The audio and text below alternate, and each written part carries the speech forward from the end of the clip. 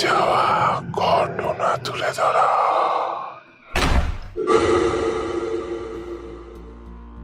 এখানে অলৌকিক ঘটনা এবং ভৌতিক অভিজ্ঞতাগুলোকে স্টোরি টেলিং এর মাধ্যমে তুলে ধরা হয় এবং ঘটনাগুলো অনুভব করতে হেডফোন ইউজ করবেন। একটা বিশেষ ঘোষণা আছে সবার কাছে, তাই 1 মিনিট চেয়ে নিচ্ছি। Justice for Tilottama, justice for RG Kar. আমার সকল বন্ধু, ভাই, বোন, দাদা ও দিদির কাছে অনুরোধ, সকলে যেন প্রতিবাদ মিছিলে পা মেলায়। আজ একজনের সাথে এরম নির্মম বর্বর অত্যাচার হয়েছে তার নিজের কর্মস্থলে, যেটা ছিল নাকি সরকারি প্রতিষ্ঠান। তাহলে আমাদের ঘরের মা বোনদের নিরাপত্তা কোথায়? যদি আমরা এটা ভাবি যে আজ ওর সাথে হয়েছে, আমার সাথে তো হয়নি, তাহলে আমরা ভুল ভাবছি এবং সময় থাকতে এর সঠিক পদক্ষেপ নিতে হবে। প্রতিবাদের আগুন নিভতে দিলে চলবে না যতক্ষণ না এর সঠিক বিচার হয় এবং সমস্ত দোষীরা শাস্তি পায়। Women safety first for our society. Thank you. আজকে আমাদের চতুর্থ এপিসোডে আছে 3টে জমজমাট ঘটনা। প্রথমটি ঘটেছিল আমার সাথে, দ্বিতীয় ঘটনাটা পাঠিয়েছে আত্রি দাস আসানসোল থেকে এবং তৃতীয় ও শেষের ঘটনাটা পাঠিয়েছে শুভায়ন দে দিল্লি থেকে। এটা কিন্তু দিল্লির জামালি কামালি মসজিদের একটি ভয়ঙ্কর অভিজ্ঞতা। তো এইবার যাই আমার প্রথম ঘটনার দিকে। ঘটনার বিষয়টা একটু বলে রাখি। আমি আর আমার বন্ধু সাহেব সেই রাতে মানি স্কোয়ার মল থেকে বাড়ি ফিরছিলাম কাদাপাড়া হয়ে লেকের ভেতর দিয়ে। ঠিক ফার্স্ট ডিভিশন মাঠের কিছু আগে আমাদের এই অভিজ্ঞতাটা হয়েছিল। সেটা কোনোদিনও ভোলার নয়। এখনও সাহেবের সাথে মাঝে মাঝে দেখা হলে সেই রাতের বিষয়ে কথা বললেই ভয় লাগে। এবার পুরো ঘটনায় যাওয়া যাক। সালটা তখন 2019 কি 2020 হবে। আমরা তখন কলেজে পড়ি, অর্থাৎ আমি আর আমার বন্ধু সাহেব। আমরা তখন হঠাৎ প্ল্যান করে বেরিয়ে পড়তাম ঘুরতে এদিক ওদিক। সময়টা বেশ ভালোই যাচ্ছিল। দুর্গাপুজোর ছুটি থেকে কালী পুজো পর্যন্ত একটা লম্বা ছুটি থাকে এবং সেই সময় আমাদের আনন্দের কোনো ঠিকানাই থাকতো না। দেখতে দেখতে দুর্গাপুজোর ছুটি কাটিয়ে কালী পুজোর সময় আসন্ন। দিনটা ঠিক মনে পড়ছে না, কিন্তু কালী পুজোর কিছুদিন আগে সম্ভবত আমাদের হঠাৎ প্ল্যান হয় যে আজকে মানি স্কোয়ার দিয়ে ঘুরে আসি আর ওখানেই আজ রাতের আড্ডাটা সারবো। সিআইডি মোড় থেকে মানি স্কোয়ারে হেঁটে যেতে সময় লাগে প্রায় 20 থেকে 25 মিনিটের মতো। আমরা শর্টকাট নিতাম, তাই আমাদের টাইম লাগতো 10 থেকে 15 মিনিট। সুভাষ সরোবর লেকের ভেতর থেকে গিয়ে কাদাপাড়া ক্রসিং হয়ে মেট্রো রেলের ব্রিজের তলা দিয়ে আমরা যেতাম। তখন সুভাষ সরোবর লেক রাতেও খোলা থাকতো। যারা বেলেঘাটা বা তার আশেপাশে থাকো তারা ডেফিনেটলি খুব ভালোভাবেই রিলেট করতে পারবে। যাই হোক, প্ল্যান মাফিক বেরানো হলো, কিন্তু বেরাতে বেরাতে একটু লেট হয়ে গিয়েছিল। তারপর ওখানে গিয়ে ঘোরা, আড্ডা, যা হয় আর কি বন্ধুরা থাকলে। ও আরেকটা কথা বলে রাখি, তখন ঘর দিয়ে বেশ চাপ ছিল একটু, বিশেষ করে আমার। তাই রাতের বেলা বাইরে থাকাকালীন বাবার ফোন আসা মানে বিশাল বড় ব্যাপার তখন। যাই হোক, আমার বাড়ি আসতে আসতে লেট হচ্ছে দেখে বাবা ফোন করে তাড়াতাড়ি বাড়ি আসতে বলে, কারণ সত্যি তখন অনেকটাই লেট হয়ে গিয়েছিল। কারণ বন্ধুরা আড্ডা মারতে বসলে সময় জ্ঞান থাকে না। তাই বাবার ফোন পাওয়ার পর লক্ষ্য করি যে ইতিমধ্যেই 12টা বেজে গেছে। তাই একটু দ্রুততার সঙ্গে রওনা দিলাম বাড়ির পথে। মেট্রো ব্রিজের তলা দিয়ে হাঁটতে হাঁটতে কাদাপাড়া ক্রসিংয়ে এসে পৌঁছালাম। ওখান দিয়ে দুটো রাস্তা ছিল বাড়ি যাওয়ার। প্রথম রাস্তাটা অনেক বড় ছিল, যেটা মেইন রোড দিয়ে আমাদের আসতে হতো। এটা প্রায় 3 গুণ টাইম লাগতো এবং অন্যটা লেকের ভেতর দিয়ে এলে খুব শর্টে হয়ে যেত। এবং আমরা রাতের দিকে মানি স্কোয়ারে গেলে আসার সময় ফুলবাগান দিয়ে ঘুরে বাড়ি আসতাম। কিন্তু সেই দিন যেহেতু খুব লেট হয়ে গিয়েছিল, তার উপরে বাবার অলরেডি দুটো কল চলে এসেছিল, তাই আমরা ডিসাইড করি যে না, আজকে সুভাষ সরোবর লেকের ভেতর দিয়েই যেতে হবে। তবুও ওই পথটা আমরা 12টা নাগাদ মোটেও ধরতে চাইনি, কারণ কিছুদিন আগেই লেকের ভেতরে একটা মার্ডার হয়েছিল এবং সেই সময় করে সেখানে সুইসাইড মার্ডারের মতো ঘটনা প্রায়শই শোনা যেত এবং লেকের ভেতরে অ্যাটমসফিয়ারটাও ছিল খুব গা ছমছমে, বিশেষ করে রাতের দিকে। কিন্তু তবুও আমরা যেহেতু দুজন বন্ধু ছিলাম, তাই কাদাপাড়া দিয়ে একটু এগিয়ে গিয়ে লেকের গেট দিয়ে ঢুকে হাঁটা শুরু করলাম। আমরা দুই বন্ধু এদিক সেদিকের গল্প, হাসি, মজা, ঠাট্টা করতে করতে বেশ কিছুটা এগিয়ে গেলাম। জায়গাটা তখন ছিল ফার্স্ট ডিভিশন মাঠের একটু আগে। রাস্তার দুই ধারে থাকা ল্যাম্পপোস্টের আলোগুলো বেশ জ্বলছিল। হঠাৎ ব্লিঙ্ক করতে শুরু করলো, অস্বাভাবিকভাবে দুই একটা নয়, কিন্তু সব কটাই। প্রথমে একটু ভয় পেলেও সেটা যেন নিজেদের ওপর হাবি না হয়ে যায়, তাই ভয় কাটানোর জন্য দুই বন্ধু মিলে ভূতের নামে খিল্লি করা শুরু করে দিলাম। ব্যাপারটা প্রায় জোরপূর্বকই আমরা এড়িয়ে যেতে চাইলাম, কিন্তু আমরা ইতিমধ্যেই বুঝতে পেরেছি যে একে অপরের মনে ভয়ের সঞ্চার শুরু হয়ে গেছে। এবং বলে রাখি, আমার আর সাহেবের মধ্যে কেউই অত্যন্ত ভীতু যেরাম ছিল না, সেরাম কেউ অত্যন্ত সাহসীও ছিল না।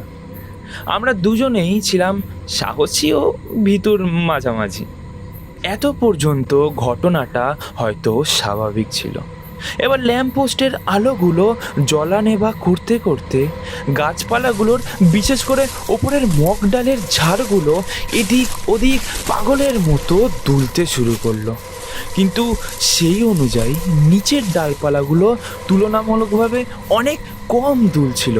আর অবাক কাণ্ড এই যে এত হাওয়া চলার পরেও আমার গায়ে হাওয়া লাগার একটুও অনুভূতি হচ্ছিল না।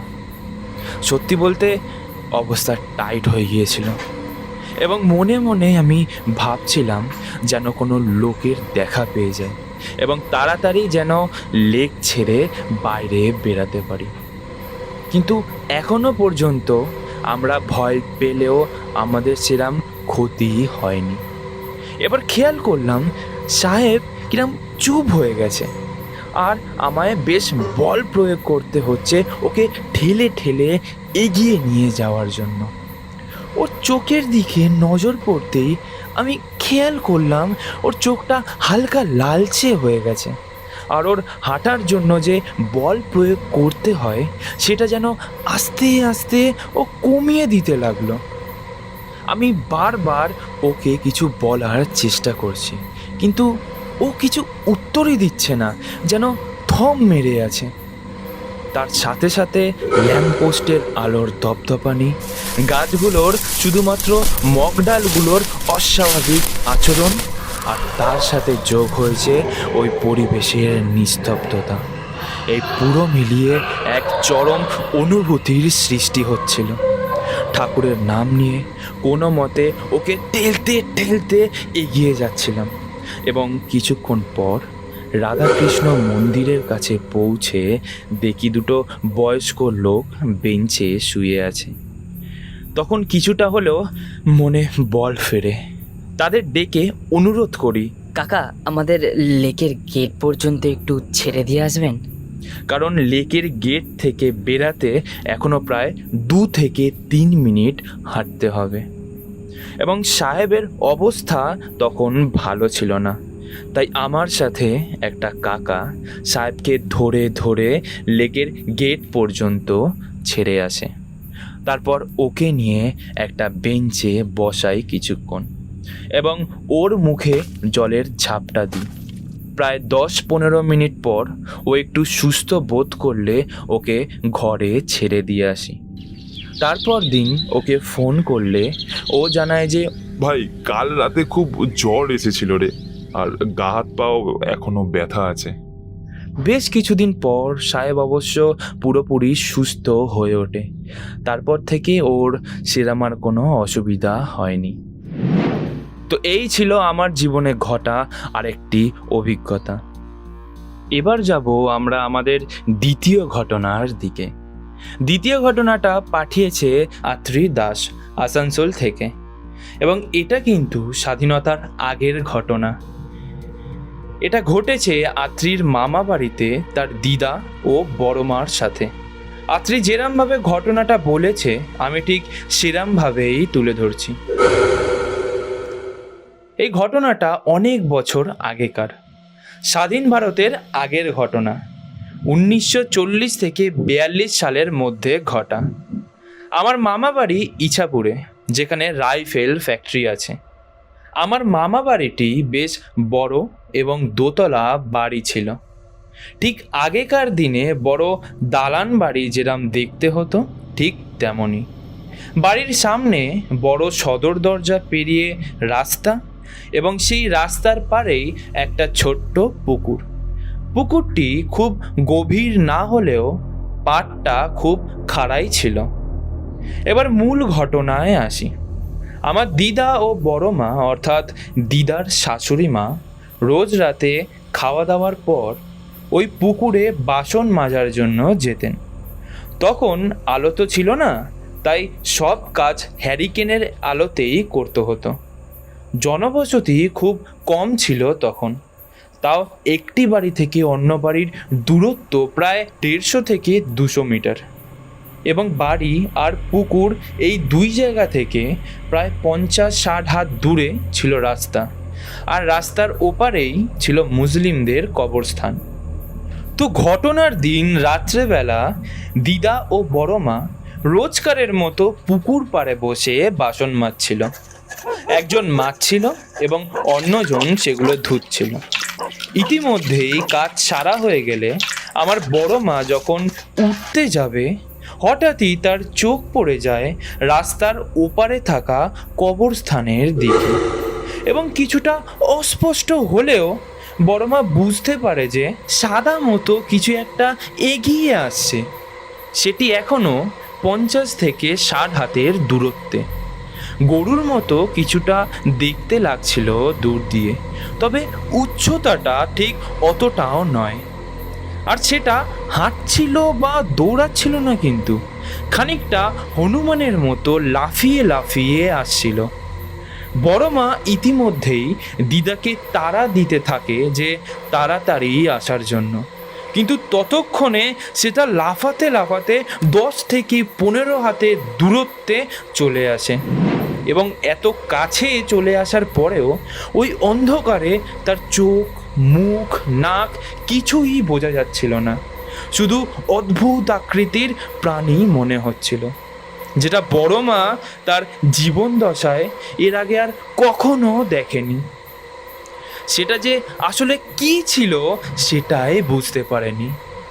কোনো রকমে তাড়াহুড়ো করে দিদা এবং বড় মা সদর দরজার ভেতরে ঢুকে দরজাটা বন্ধ করে দিতে যাবে, এমন সময় সেই বস্তুটা দরজার সামনে এসে পড়েছিল।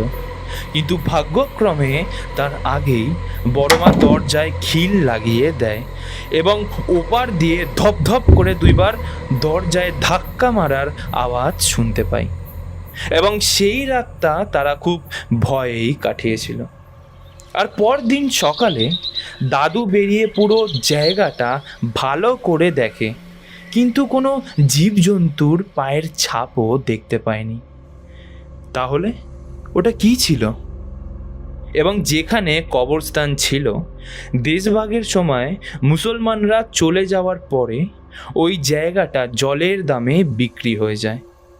মানুষজন না জেনেই সেই জায়গাটা কিনে তার উপরে ঘর বাড়ি বানায়, আর তারপরেই কোনো এক অজানা অভিশাপের শিকার হয় সেখানে বসবাস করা মানুষজন। সেই অভিশাপ এত যুগ পরেও চলে আসছে। অভিশাপটা হলো, ওই এলাকার কোনো মহিলা যদি সন্তান প্রসব করে তাহলে তা মৃত জন্মায়। সেই অভিশাপ থেকে বাঁচার জন্য আজও সেখানকার সন্তান সম্ভবা স্ত্রীকে বাপের বাড়ি পাঠিয়ে দেওয়া হয় এবং সন্তান জন্ম দেওয়ার পরই তাদেরকে ফিরিয়ে আনা হয়। সেই দিনের ওই প্রাণীটি কবরখানা থেকেই আসছিল, তাতে কোনো সন্দেহই নেই। কিন্তু প্রাণীটি কী ছিল তাতে যথেষ্ট সন্দেহ আছে। এই ছিল আত্রির থেকে শোনা স্বাধীনতার আগে গ্রাম বাংলার একটি ঘটনা, এবং আত্রির পাঠানো ঘটনাটা যেরম সুন্দর ছিল সেরম পরিপাটি করেও লেখা ছিল। তাই জন্য আত্রিকে অনেক ধন্যবাদ আমাদের সকলের তরফ থেকে। আর আমরা আত্রির কাছে এই আশা রাখবো যে সে যেন এরম সুন্দর সুন্দর ঘটনা আমাদের পাঠায়। এবার আমরা যাব তৃতীয় ঘটনার দিকে। তৃতীয় ঘটনাটা পাঠিয়েছে শুভায়ন দে, দিল্লি থেকে। 2023 সালের মে মাসে তার রিলেটিভসরা যখন আসাম থেকে এসেছিল, তখন তারা সবাই মেহরাউলি দিল্লির কুতুব মিনার কমপ্লেক্সের জামালি কামালি মসজিদ পরিদর্শন করতে গিয়েছিল, এবং তখন শুভায়ন এই ঘটনাটা অনুভব করে। এবং জানিয়ে রাখি, জামালি কামালি মসজিদটি ভুতুড়ে স্থান হিসাবেও বেশ বিখ্যাত। আমাদের মধ্যে অনেকেই জেনে থাকতে পারো। আশেপাশে কেউ না থাকলে লোকেরা ফিসফিসানির শব্দ এবং পায়ের শব্দ নাকি শুনতে পেয়েছে বলে জানায়। কেউ কেউ এমনকি সমাধির ভেতরে ছায়ামূর্তিও দেখেছে বলে দাবি করে। এই মসজিদটি অনেক বেশি চর্চিত তার ভেতরে ঘটা অলৌকিক কার্যকলাপের জন্য। জামালি কামালি মসজিদ ও সমাধিতে জিন ও অশরীরীর বাস আছে বলেও জানা যায়, এবং শুভায়নের ভাষায় আমি তার অভিজ্ঞতাটা তুলে ধরছি। জামালি কামালি মসজিদ হলো দিল্লির মেহরাউলিতে অবস্থিত একটি প্রত্নতাত্ত্বিক উদ্যান এবং একটি স্বল্প পরিচিত ঐতিহাসিক ধন। মসজিদটি তার অবিশ্বাস্য মুঘল স্থাপত্য, কৌতূহলী কিংবদন্তি এবং ভুতুড়ে ঘটনা দিয়ে আমাদের মুগ্ধ করে। জামালি কামালির আসল পরিচয় রহস্যে আবৃত, যদিও কেউ কেউ তাকে একজন সুফি সাধক বলে মনে করেন। অন্যরা পরামর্শ দেন যে তিনি একজন কবি বা সম্ভ্রান্ত ব্যক্তি ছিলেন। আমি 2023 সালের মে মাসে এই মসজিদ পরিদর্শন করতে আসি আমার আত্মীয় পরিজনের সাথে। যখন আমরা দক্ষিণ দিল্লিতে অবস্থিত মেহরাউলির কুতুব মিনার কমপ্লেক্সে প্রবেশ করি, তখন থেকে আমি যেন একটা খারাপ শক্তির উপস্থিতি অনুভব করতে থাকি, এবং কিরম যেন একটা আলাদা টান ও অস্থিরতার অনুভব হতে লাগে। আর সাবধানে চলার পরেও 2-3 বার হোঁচটকে প্রায় পড়ে যাওয়ার মতো অবস্থা হয়ে গিয়েছিল। যেন মনে হচ্ছিল পেছন থেকে কেউ বারবার ধাক্কা দেওয়ার চেষ্টা করছে, কিন্তু অবশেষে ভারসাম্য বজায় রাখলাম। এবার সবাই মিলে কুতুব মিনার কমপ্লেক্সের অবশিষ্ট বিল্ডিংটি দেখার জন্য এগিয়ে গেলাম। আমরা কুতুব মিনার কমপ্লেক্স থেকে রওনা হওয়ার আগে ভিতরে বসে থাকা এক নিরাপত্তা রক্ষীকে জিজ্ঞাসা করলাম এই বিষয়। তারা জানায় কুতুব মিনার কমপ্লেক্স, মোগল গার্ডেন এবং জামালি কামালি মসজিদের অধিকাংশ প্রবেশের নিষেধাজ্ঞা আছে। ভীতিকর ঘটনা এবং জিনের আওয়াজের কারণে এএসআই কর্মকর্তারা এটা বন্ধ করে দিয়েছেন। রাত 8টার আগেই নাকি জামালি কামালি মসজিদের আশেপাশে জনসাধারণের চলাচলও বন্ধ হয়ে যায়।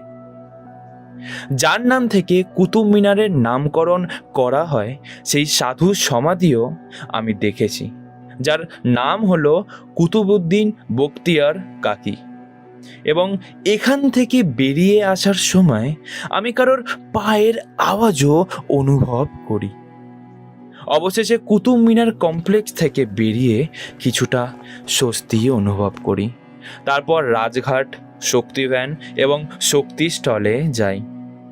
জামালি কামালি মসজিদে এবং কুতুব মিনার বখতিয়ার কাকির সমাধি পরিদর্শন করার পর আমি খুব ভীতিকর এবং নার্ভাস ফিল করছিলাম। ইসলামিক পদ্ধতি অনুসারে ঈশ্বর মানুষকে মাটি দিয়ে এবং জিনকে আগুন দিয়ে তৈরি করেছেন এবং জিন বিশেষ ক্ষমতা সম্পন্ন ব্যক্তি ছাড়া আর কারোর কাছেই দৃষ্টিমান নয়। বলা হয়ে থাকে যে তারা লোকেদের চড় মারে, বিকট শব্দে হাসে এবং গর্জন করে তাদের উপস্থিতি দুর্গন্ধের মাধ্যমে জানান দেয়। আমি কাউকে অন্ধকারে সেখানে যাওয়ার পরামর্শ দেব না, কারণ সেটা কবরস্থান। জায়গাটি পুলিশ দ্বারা পাহারা না দেওয়ায় দিনের বেলাও গুন্ডারা ঘুরে বেড়ায়। স্থানটি যেরাম নির্জন, সেরাম ভেতরের নীরবতা এটিকে আরো মারাত্মক করে তুলেছে। সমাধিটি বহুদিন ধরেই পরিত্যক্ত থাকার কারণে জিনেদের ওখানে বাস করতে বাধ্য করা হয়েছে এবং এএসআই দ্বারা জায়গাটা পুনরুদ্ধার করা হলেও সেই জিনগুলো আর ওই স্থান ছেড়ে যায়নি। এখন যারা সাহস করে রাতের বেলায় জামালি কামালি সমাধিতে গিয়ে সমাধির গ্যালারিতে ঘোরাঘুরির চেষ্টা করে, তারা জিনের দ্বারা চড় খেয়েছে বলেও দাবি করে এবং গর্জন ও বিকট শব্দের হাসিও তারা নাকি শুনতে পেয়েছিল। জামালি কামালি সমাধিতে হাঁটার জন্য একটি বিশাল বড় গ্যালারি আছে। দ্বিতীয় তলাটি অবশ্য জনসাধারণের জন্য তালাবন্ধই থাকে এবং সমাধির সামনে একটি বিশাল জলের গর্ত রয়েছে। এই হলো সুবায়নের থেকে শোনা জামালি কামালি মসজিদের একটি ভয়ঙ্কর অভিজ্ঞতা এবং সুবায়নকে তার অভিজ্ঞতা আমাদের সাথে শেয়ার করার জন্য অসংখ্য ধন্যবাদ। আমরা আশা রাখি তার কাছ থেকে আরো ভালো ভালো ঘটনা পাওয়ার। তো এই ছিল আজকের জমজমাট 3টে ঘটনাগুলো কেমন লাগলো কমেন্টে জানিও। ভালো লাগলে লাইক করো এবং ঘটনাগুচ্ছকে সাবস্ক্রাইব করে নোটিফিকেশন বেল অন করে দিও, যাতে পরবর্তী ভিডিও ছাড়লে তোমার কাছে তার নোটিফিকেশন চলে যায়। তোমাদের সাথেও যদি এরম কোনো ঘটনা ঘটে থাকে বা এরম কোনো সত্য ঘটনা শুনে থাকো, তাহলে আমায় পাঠাতে পারো। ঘটনা পাঠাতে আমায় মেইল করতে পারো ঘটনাগুচ্ছ@gmail.com বা ঘটনাগুচ্ছের ফেসবুক পেজে ইনবক্সে লিখে পাঠাতে পারো, কিংবা হোয়াটসঅ্যাপের মাধ্যমেও তোমার ঘটনা পাঠাতে পারো। সমস্ত লিঙ্ক খুব সহজেই ডেসক্রিপশানে দেওয়া আছে এবং টেক্সট ফরম্যাটে স্ক্রিনেও দেওয়া আছে। দেখা হচ্ছে পরের শনিবার ঠিক রাত 10টায়। ততক্ষণ হরে কৃষ্ণা।